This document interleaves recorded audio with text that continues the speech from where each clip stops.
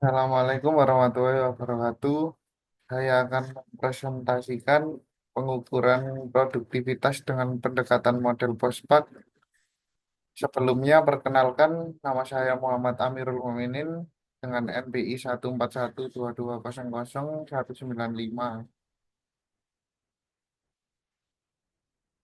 Dan untuk rumus perhitungan Postpak, rumus rasio produktivitas. Satu, produksi. Untuk rumus rasio produktivitas produksi yaitu pendapatan bersih HPP, dan dua, organisasi. Rasio produktivitas organisasi yaitu nilai tambah biaya umum, dan tiga, penjualan. Rasio produktivitas penjualan laba kotor dan biaya penjualan. Dan yang keempat, produk. Rasio produktivitas produk laba kotor dan biaya langsung. Dan untuk yang kelima, rasio produktivitas tenaga kerja laba kotor dan gaji total. Dan 6, modal. Rasio produktivitas modal pendapat bersih dan modal.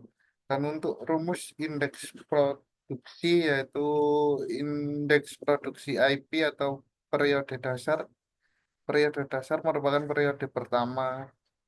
Dan untuk rumus indeks produktivitas IP periode dasar yaitu rasio produktivitas dasar dikali 100%, rasio produktivitas dasar.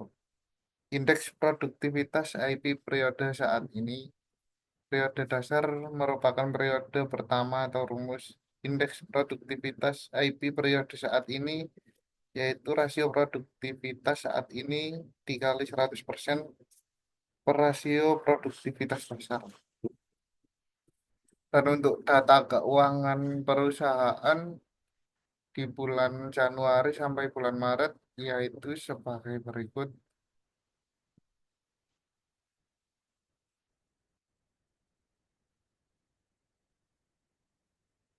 Dan untuk rasio produktivitas produksi yaitu bulan Januari sampai bulan Maret, pendapatan bersih bulan Januari 950 juta dan HPP 550 juta, dan untuk rasio produktivitas produksi yaitu 1,73.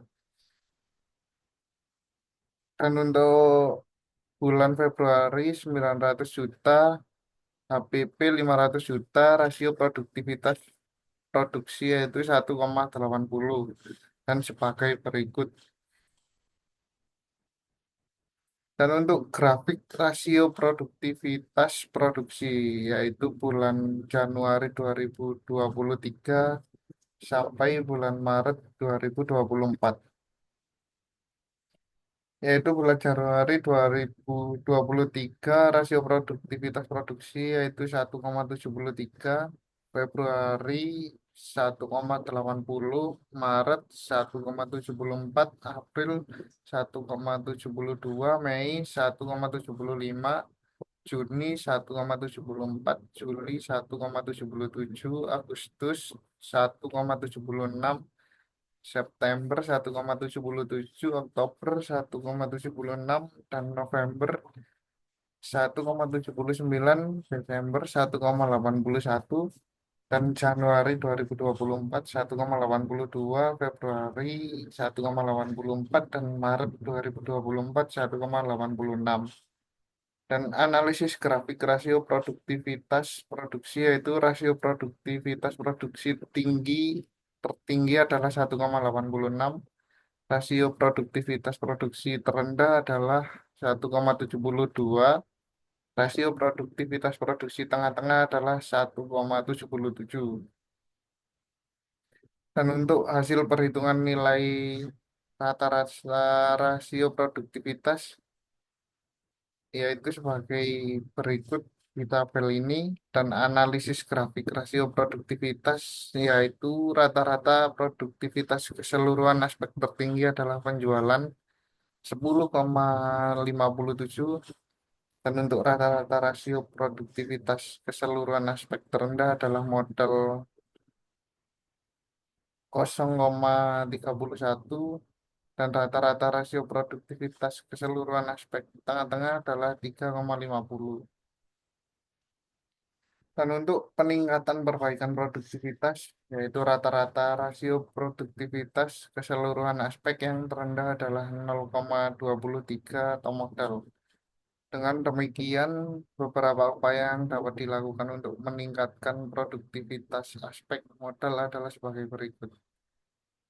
Bagian produktivitas 6 kapital atau modal dan kriteria produksi turnover atau total capital employed dan tindakan perbaikan investasi teknologi menggunakan mesin dan alat modern dan pemeliharaan aset merawat mesin agar tidak rusak.